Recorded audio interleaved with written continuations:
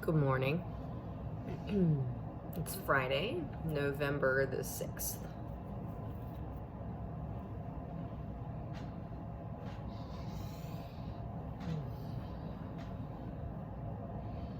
One interesting thing I'm realizing about these video journals is that, typically when I want to share something with other people, it's at the speed of inspiration. It's when I've had enough time to gather enough thoughts to put together a theme that I just want to put out there. And always when I journal, it's just a mishmash of things that I'm feeling right then. And I'm not always inspired to share that with other people. It just feels more like thinking and feeling out loud, which can be some of the most potent and authentic sharing, but it definitely feels vulnerable. It's not packaged.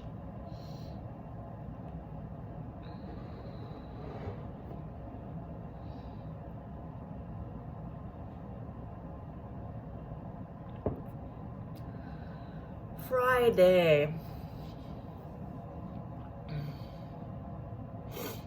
Last full day of work today, this week. I'm gonna have a short day tomorrow, just a few showings. And I've requested 3 days off of work next week, Monday, Tuesday, Wednesday. I was technically supposed to be in Texas right now, starting my holistic lifestyle coaching program certification.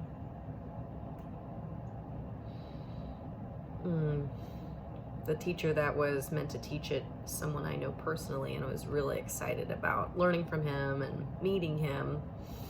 Unfortunately, because his temperature was, I think, 0.2 degrees higher, like so 98.8, something like that, they would not let him fly to Texas.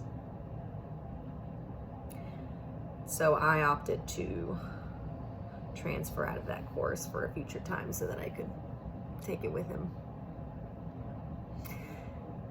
So I'd gotten excited. I packed everything up, got everything ready, made all the arrangements.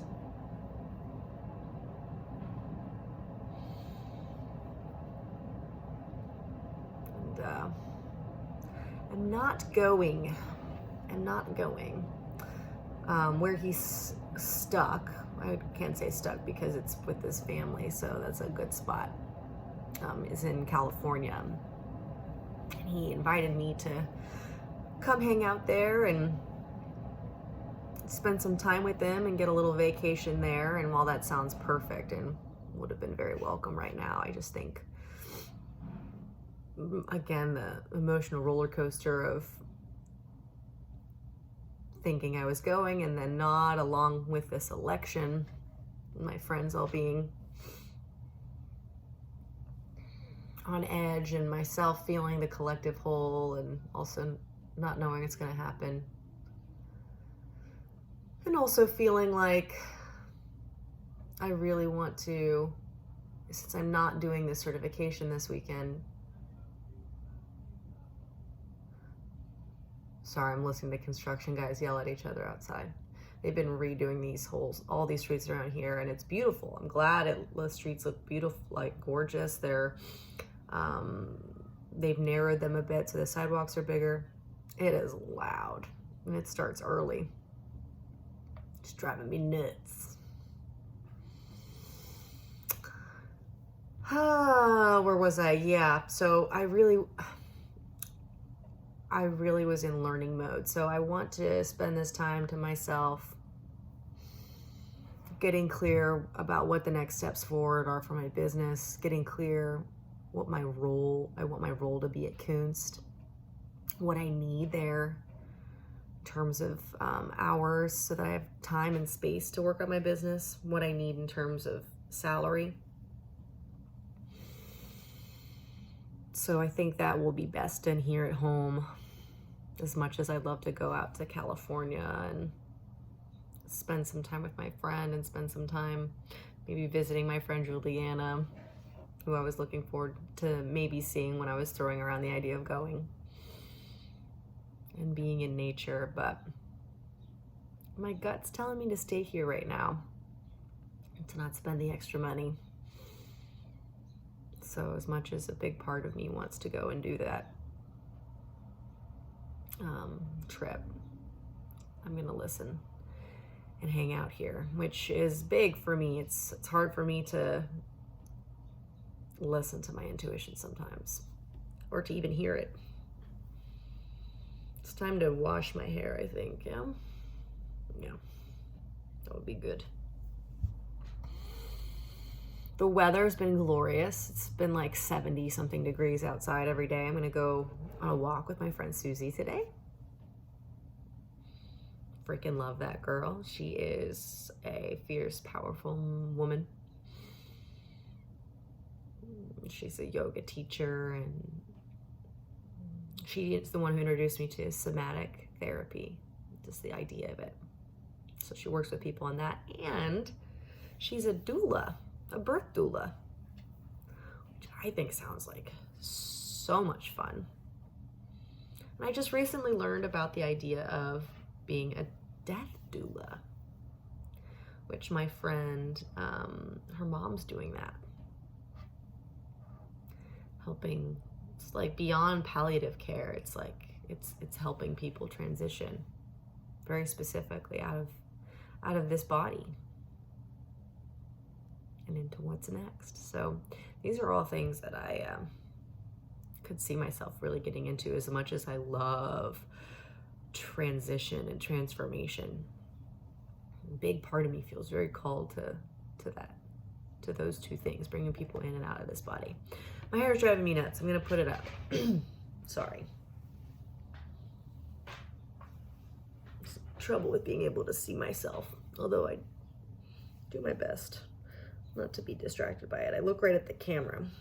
So when I look off the camera at the screen, it looks like I'm looking away. And again, it's distracting, so. Get it off my neck and shoulders. That's better. So going on a walk with Susie today. It'll be really nice to catch up with her.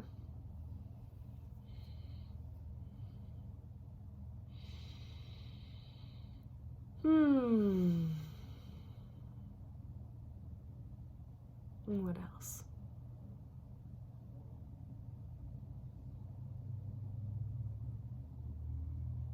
There's a theme that's come out in some of what I've been listening to and reading lately. And it started with Brené Brown, her phrase of having a strong back, a soft front, and a wild heart.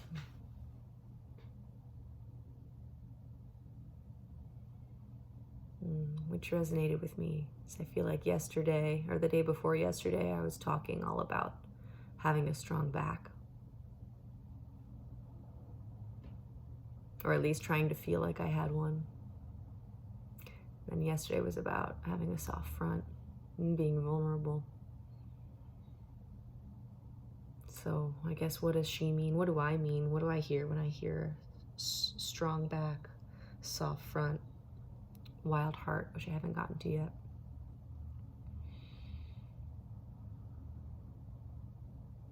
Strong back to me means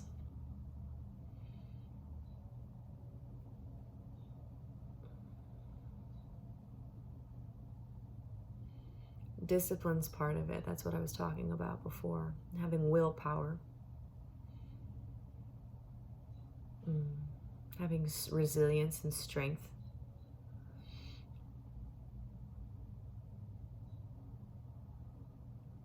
Being able to be both.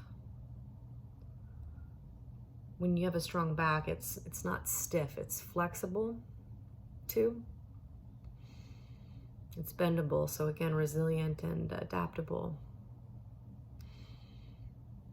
Able to take life's blows, knowing how to recoil and shapeshift in that way. Having my own back, so to speak, showing up, which is also part of the wild heart piece I'll get into in a second. The soft front is about surrender and being vulnerable to the moment, not needing to have all the answers. I was reading Mark Nepo this morning, which is another thing that pointed me to this concept, and he talks about the book's right here. My meditation book I read each morning, at least this year I have. It goes day by day. So for November 6th, it was a reading. And it was a reading about how often, like when we're scared or we're trying to maintain control or certainty, how we squint like a tiger. We think we're being like a tiger. And how our narrow focus that's meant to protect us can keep us from seeing the bigger picture. There's a paragraph I wanted to read.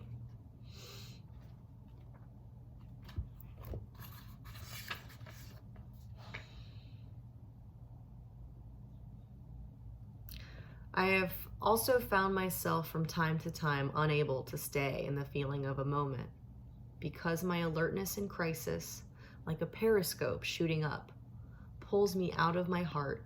And the next thing I know, I'm lost in the analysis of problem solving, of calibrating advantages and liabilities. Like my friend, when I squint, insisting solely on my will to power me in the world, I close myself to the mystery, and I notice I become sad, having little to say to myself. This has taught me that attention to detail can be mistaken for the act of caring. A lot to unpack there.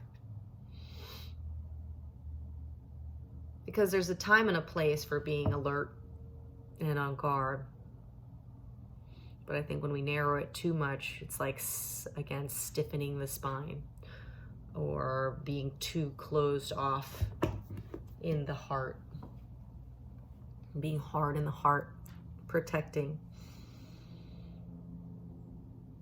that fixation on details, which I had to read that sentence a couple times. Attention to detail being mistaken for caring.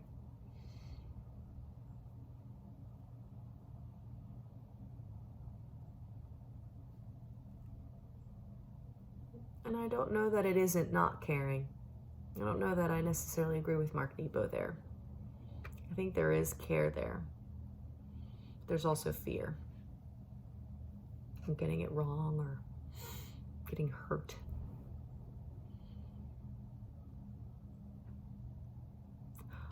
Often underneath things, when I examine, like I frequently like to do, why do I feel this way? Why do I feel this way? Well, why do I feel that way? And going deeper and deeper and deeper underneath it. So like, well, why am I mad?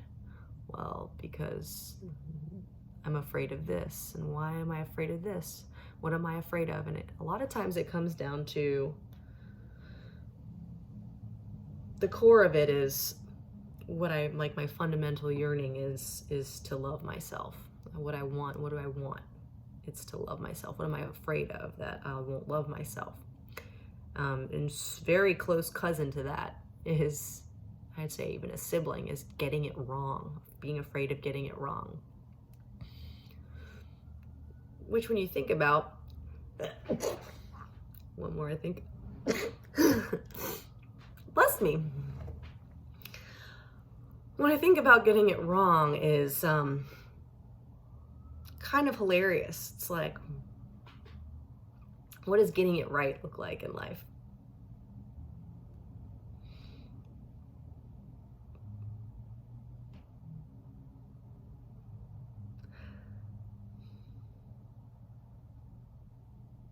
I mean, in some regards, you might say, well, you feel good, like you feel in alignment and life feels like a flow. That feels empowering. Is that right?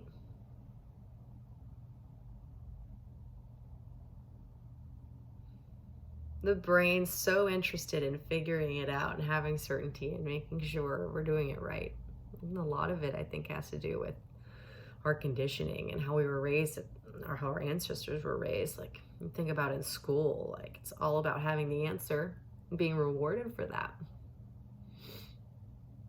and feeling shame and getting a bad score and being punished, sometimes maybe even held back, and you get it wrong. Ooh. I was a big fan of school. It was the one place where I really felt like I had structure and praise and consequences for anything that I did. So I'm not saying consequences and rewards are a bad thing. I think it helped me feel a sense of clarity. What am I saying? I'm going all around in circles today.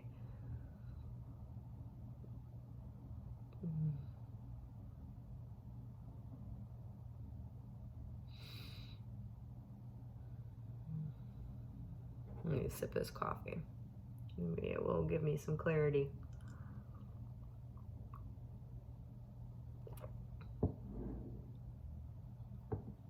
Here I am, trying to pin school as either right or wrong, and how we're schooled is right or wrong. How meta. Where was I? Soft heart. Being vulnerable and allowing there to be uncertainty. Noticing when the mind is labeling everything and trying to fit it into nice little categories, because that's what it does. And that's beautiful. Otherwise, we'd just be swirling around, you know, probably afraid of everything because we don't have a schema for understanding anything at all. Maybe. I don't know. It might be beautiful. Maybe it's beautiful either way.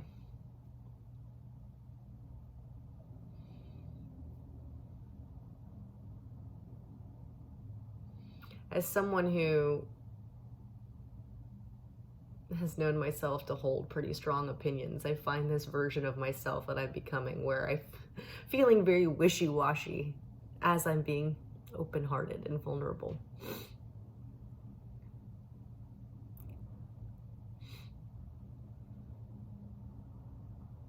It's an uncomfortable place to sit in, but it's interesting and fun. And that vulnerability is balanced with the strong back, and lastly, what Brene talks about is the wild heart. And that is the courage to express ourselves.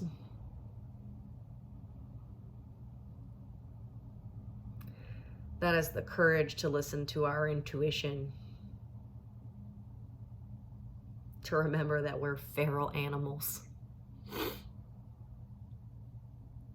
and to give voice to that and don't hide it in.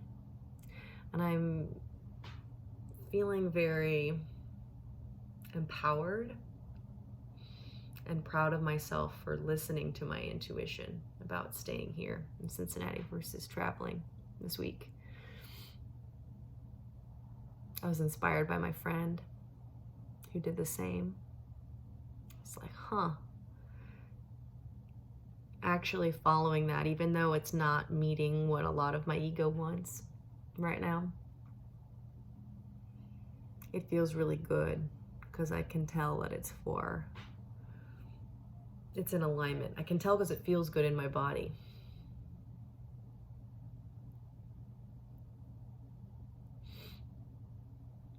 Yeah, I think that's all.